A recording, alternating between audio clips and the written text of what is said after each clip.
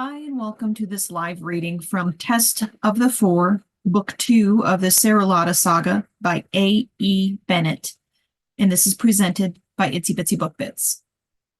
Prologue, April 1999, Rockville, Maryland. Eve Verte knew she was dreaming, but she couldn't wake up. She took in the reverie before her through the tinted glasses perched on her face, blinking in the hot sun that beat down on the pavement with almost summer-like power.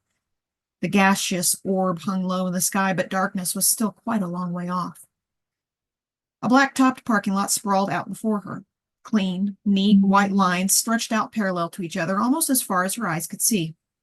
Cars, luxuries, SUVs, and a few trucks were parked all around her, each seemingly staring at her with lifeless headlamps. A faint buzzing made her turn. The neon lights decorating each storefront in the massive shopping center around her sputtered to life, readying to battle with the orange orb in the sky for at least the next hour. The scene before her was familiar, but this was certainly not the realm. She squinted, attempting to comprehend where she was and who she was. "Am I not me?" she gasped. Her voice was hers, that much she knew, but as she looked around, it felt as though she was seeing through someone else's eyes. She clutched her throat and cleared it. "Hello?" She was met with an eerie silence. A slight breeze wafted over her and across the parking lot. She looked down at her hands, and they were her hands, and flexed her fingers. She wiggled her toes and felt that too. "Am I dead?" She stared at the building before her. It was 3 stories tall and connected to shorter buildings on either side. She looked up at the massive sign denoting its name and jolted as she realized it was written in the language of the ancients, and she could read it. Towering records. Store, car, parking lot, neon lights, shopping center, suburbia. All words she somehow knew but couldn't put into context. "Hey, hottie." A man with a ring in his nose and large plugs in both of his ears drove his car between her and the building and braked quickly. He stuck his tongue out at her, revealing a diamond-studded piercing, then tossed the hair on the top of his head back so that it fell around the rest of his shaved head. He wore thick-rimmed glasses with yellow lenses and a thick collar adorned with spikes around his neck. "Excuse me?" She adjusted the sunglasses on her face and squinted at him through the tinted lenses. She didn't understand why, but she knew that she needed to keep the sunglasses on. It was essential she keep her eyes hidden. "One of those," the second man in the passenger seat scoffed at her from behind the first. "Fucking feminists, man." Well, what is this place?" Eve asked wearily. She then realized she was dressed just as strangely as the 2 men in the vehicle. 90s fashion. She wore a shirt that she knew was called a baby doll top, which ended right above her belly button. She moved her arms in front of her to cover her bare stomach and the belly chain that hung just above her low-rise baggy jeans. The plastic flower headband that encircled her head immediately felt tighter. She wobbled in 3-inch-high platform sandals that revealed her toes, painted a pale, shimmering pink. The young men looked her up and down greedily. "Fuck, dude." The first man licked his lips. "Think she's rolling, man." The second grinned sadistically. "Want to fuck with her?" Eve didn't really understand where she was or who she was for that matter, but the tone of the 2 men was unmistakable. Lowering her arm, she smiled slightly and pouted at the 2 young men. The beat-up 91 Honda Civic hatchback coughed and sputtered as it idled in the lane between the popular teen hangout and the sprawling parking lot behind her.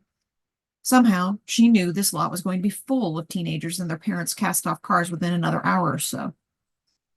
A blaring honk interrupted the 2 young men as they panted at her. "Hey, assholes," a middle-aged man screeched as he thrust one arm and his entire torso out of his driver's side window. His luxury SUV sat menacingly behind the beat-up Civic. "Flirt on your own fucking time. Some of us have shit to do." "Sad," the first man said as the other twisted around and practically tossed his own body out of the passenger side window to raise both of his middle fingers. "You could have experienced a world of pleasure and pain with us." "Feel the plur, bitch." The second sat up on the windowsill of the passenger side window, stuck out his tongue, and screamed viscerally as he shook his head back and forth as fast as he could. The rickety Civic sped off through the parking lot, and Eve inadvertently jumped at the forcefulness of their exit. They sped around a corner and blew through the lone traffic light at its very edge, eliciting a wave of angry honks as they raced out onto the main thoroughfare and off into the evening. The middle-aged man in the SUV pulled up to her then.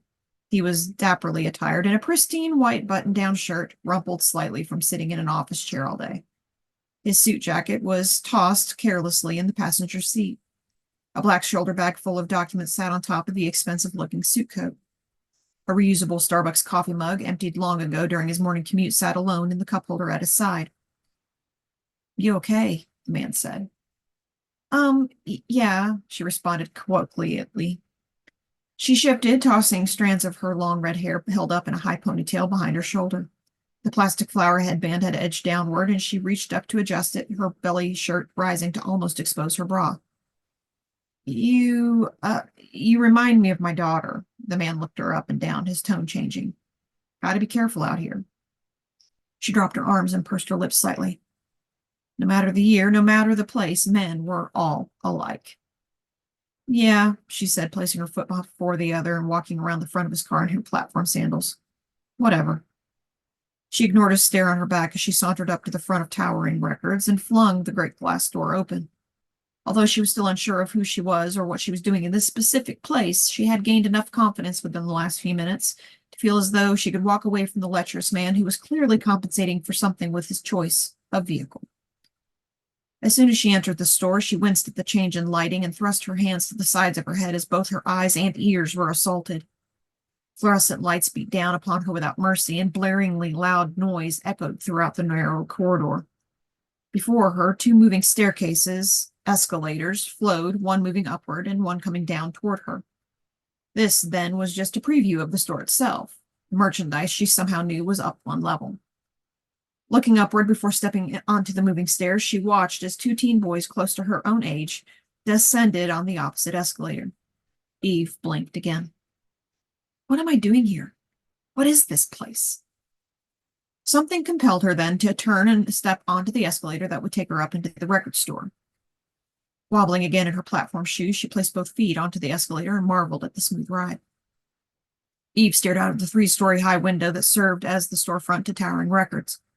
She could now see most of the shopping center from her vantage point. The neon signs denoting the names of the various stores were winning their battle against the fading sunlight, and their glowing messages reflected off the hoods of the parked cars, SUVs, and a few trucks. She breathed in and out heavily. Her throat felt dry. She stumbled as she realized her own journey on the escalator was coming to an end. Readying herself in her platform, she stepped awkwardly off the moving stairs and wobbled as she entered the actual store. Loud noise that she understood to be some sort of popular music continued to assault her senses. She almost fell headfirst into a life-sized cardboard cutout of a man wielding a weapon, a lightsaber, and staring menacingly down at her. She yelped before she realized she had been frightened by a display. "You okay?" Before she could protest, a young man, again around the same age as herself, grabbed her arm and righted her. She pulled away from him and then remembered she still didn't know who she was or where she was and adjusted her demeanor. She smiled slightly and touched her flower headband, lowering her gaze. "Just trying to help you," he said, offering his hand again. He grumbled as the badge around his neck twisted awkwardly. "Fuck this corporate bullshit, man." He tossed the badge up and around his neck so that it hung over his back, and he grabbed her gently by the arms. "I gotta say, I don't know how you ladies walk in those things." "Huh?" She followed his eyes as he looked down at her feet, steadying her. "Those platform thingies, man." He shook his head. "You ladies got talent." I guess," she muttered. "You excited?" He grinned at her. Metal in his mouth glistened as a slight film of his spittle caught the fluorescent light raining down from above. Eve swallowed her disgust and shook her head. "I'm sorry? I mean, every story has a beginning, right?" He motioned at the cardboard cutout she had almost careened into. "I suppose." It was more of a question than a statement. "Ah." He edged away from her, nodding as though she had just answered 100 questions all at once. "Do you need me to, show you where the Blink 182 is or something?" She shook her head, feigning understanding. "No, I'm fine, thanks." Wavering on her heels, she stepped slowly away from the young man as he yanked his badge back around to the front of his body and smoothed it out over his polo shirt. She turned and attempted to move forward, only to almost trip on the massively wide legs of her jeans. She shook her feet out and around her, releasing the hems of her pants, suddenly feeling annoyed. Do women ever, in any year, get to wear comfortable clothing? It was then that she realized she'd thought about what year it was twice now. So I don't just not know where I am, I don't know when I am. Perfect. Eve shivered, but somehow knew she needed to continue her journey into the store. She marveled at the scene around her. Aisle after aisle of countless shiny discs and flat plastic containers. CDs were on display, organized by genre of music and arranged alphabetically by artist. Beyond these aisles, the movie selection loomed, where a plethora of options existed. On a far wall, racks of posters and T-shirts hung, flanked by shelves covered with memorabilia, such as dolls and purses. The store contained nothing but entertainment. Teens in all sorts of pants, from wide-legged jeans to low-rise flare to straight legs that only dorks wore, shuffled to and fro. Eve was delighted by the way every one of them shifted through their own section of the CD area in almost the same way, flipping from one option to the next, some searching lackadaisically and some looking fervently for what they desired. All were on a mission, however, to find a piece of music that spoke to them, spoke about them. Feeling slightly more relaxed, Eve attempted her own saunter into the CD section, finding an odd sort of enjoyment in the feeling of her wooden platforms against the linoleum. The sensation of knowing but not knowing what was going on around her was still off-putting, but she was growing more accustomed to her surroundings. The music in the store all around her changed. A man's voice from a few aisles behind her made its way over the overall din that sifted throughout the store. Fuck, this is my jam, yo! Towering Records was a large space with high ceilings, the tiny portions of the surrounding walls not covering with some type of merchandise were an off-putting color of white that begged the eye to look anywhere but there. All around her, people were carrying on loud conversations to compete with the blaring music. The cacophony had overwhelmed Eve at first, but as she moved from one aisle to the next, she grew used to it. Friday night, bitches, fuck school. A girl's voice rose and faded again as Eve explored. Although Eve somehow found herself able to read the language of the ancients, none of the names on the placards in the aisles made any sense to her. She knew each label described what the artist of the music wanted to be called, but that was where her knowledge ended. Strolling and touching CD after CD, she allowed herself to indulge in a small smile. Now that she had gotten used to her surroundings and her platform shoes, she didn't feel so out of sorts. She stopped at the end of one of the aisles and felt the broad smile stretch across her face. Parchments.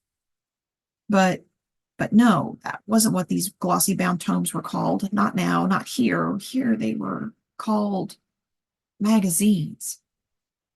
Eve gleefully thumbed through them, taking in every word and every brilliant image. She never seen such colors on parchment before. As she perused, she couldn't help feeling she was comprehending the words as though underwater. She was reading, but not reading. Teen Pop Idol has diet secrets and knows how to really talk to boys. Video game cheat codes within. Grammy winner fashions revealed. Have you prepared for Y2K? Disaster looms. She stopped at the last headline and read it again, taking her bottom lip into her teeth. The words about pop stars and awards were frivolous, but that strange combination of letters and a number, Y2K, created a sense of foreboding. It was as though she was recalling a memory of a nightmare she'd never had. She felt an odd sensation in her stomach as she stepped away from the magazine rack. She raised her arms and touched the sunglasses on her face, making sure they were still in place. Something within her stirred. She squeezed her eyes shut and clenched her teeth, resisting the urge to curl up into a ball. She knew then that she needed to get out of the store. She opened her eyes and made her way toward where she had come from. As she turned the corner, however, she smacked through two teenagers, a young man and a young woman. Each wore baggy tees and baggy jeans, and the young man had his poorly dyed black hair spiked straight upward. The young woman wore her platinum blonde hair in pigtails and blew a bubble of gum into the air and popped it loudly. As she spun around, Eve's sunglasses slid off her face and clattered to the floor. Hey, watch it, the young man scoffed. With her head lowered, Eve muttered an apology. She reached down to pick up her accessory, but the atmosphere around her had changed. The air had thickened. She was in danger. The young woman cried out, and Eve's stomach twisted. Forgetting the sunglasses, she struggled to move away from the couple as fast as she could in her platform heels. Fuck, that's one of them. One of those fucking aliens. Look at her eyes. Eve's pulse quickened. All she had to do was get to the escalator, get to the exit, get out of Towering Records. The teens in each aisle turned towards her. Dozens of pairs of eyes locked on Eve as she scurried in her wooden platforms and baggy jeans toward the exit. Just a bit farther. Hey, you trying to steal or what? The young man in the corporate polo with the lanyard stepped in front of her as she approached the escalators. Eve tried to push past him, keeping her eyes on the ground. She wished suddenly that she'd worn her hair down and not up so she could better hide her face. She's an alien! Alien! The young man screeched, releasing her arm as though it was electrified. She fell backward, crashing into the cardboard cutout of the man wielding the lightsaber. Alien! Fuck! Sure. Eve attempted to maneuver around the young man floundering against the crushed cardboard cutout, but he reached out with a lanky arm and grabbed at the baggy bottom of one of her pant legs. She screeched as she toppled, her face smacking into the linoleum floor. The escalator whirred before her. Tasting blood in her mouth, she rolled over onto her back and kicked at the young man who clutched at her platform in the hem of her pants with all his might. She grabbed at the waist of her pants, worried that he was going to yank him down. With her eyes locked on his, she felt the crowd of teens form around her. Not one of us! Freak! Alien! Go home! Go back to your own fucking planet! Eve screamed as the crowd descended upon her. Former Lady Eve Virti sat upright in her own feather bed in her chambers within the capital in her district and screamed. What year? What year? Where am I? Her eyes darted back and forth as she took in the familiar sights and sounds and scents around her. Her own sheets in her own four-poster bed were soaked with sweat. Her vanity was in the far corner of her inner chambers. Her lady's maid, Nick, sat next to her, stroking her arm gently. The floor-to-ceiling windows to her right had the doors flung open to let in a refreshing spring breeze. And standing at the bottom of her bed with his arms clasped behind his back and his gray eyes glowering at her was the sovereign himself. He stood erect with his crown of gold buried in dark curls streaked with gray. She touched her hand to her mouth, feeling a stickiness, and realized she had sliced into her lower lip with her own teeth. Eve? He asked, cocking his head as though uncertain about her identity. She nodded, gagging against a dry throat. She motioned for a drink and coughed when Nick gave her wine instead of water. The liquid burned against her fresh wound. She was so thirsty, however, that she gulped without thinking and wiped her arm across her lips when she was finished. Panting, she looked up at Ulrich. How long this time? She gasped. The sovereign snapped his fingers at Nick. The older servant looked at Eve meaningfully, but Eve waved her hand to let her know she would be well. Nick replaced a refilled goblet in Eve's hand, bowed, and departed. As the door to her inner chamber shut, Ulrich moved around to the side of Eve's bed and sat, his weight depressing the feathered mattress around her feet. She shifted and took another sip of the fine wine. She surveyed her surroundings again, slower this time. Hours, Ulrich stated matter-of-factly. Hours? Eve sighed. Her lower lip throbbed as blood pooled in her mouth. She took another sip of wine and swallowed it along with her own blood. She turned her gaze to the windows and realized her last memories were of the evening meal many, many hours ago. My lord, you know I don't know. I can't predict. Of course not, he interrupted, taking the goblet from her hands and placing it on the table next to the bed. He scooted her closer to her and brushed a soft palm against her cheek. You have the gift of sight, which is one of the more unpredictable powers of Xanthcraft, but we must figure this out. I need to know. I need you to tell me what you see of the future so I can protect myself and take this so you don't bleed all over me. Eve took the handkerchief from the sovereign and pressed it to her lip. She shook her head. The Xanthcraft had been so powerful, but even now her memories of the dream but not dream were fading. It was not the future. It was the past. Tell me, the sovereign demanded. Tell me what you saw. I went to suburbia, Eve muttered, stumbling over the now almost unfamiliar word. And it was awful.